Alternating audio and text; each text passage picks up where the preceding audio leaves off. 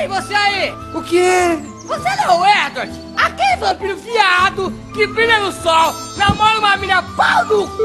E ainda tem um moleque lobisomem entupido de bola querendo comer tua mina? Ah, sou eu mesmo. Agora o seu problema, tem solução? Porque chegou a Havaiana de prata! Ai, que luxo!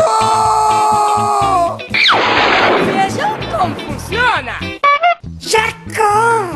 Que abdômen grande você tem! É pra deixar você com o farol aceso. Olha o que eu sei fazer! Nossa, Jacó! Por que você tem esse nariz tão grande? Ai, biscote! Chega! Morra, lobisomem gostoso!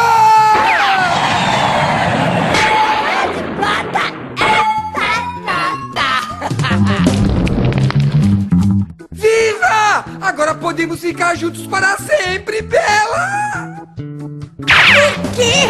Eu prefiro casar com essa caveira do que ficar com você, seu emo queima-rosca do caralho!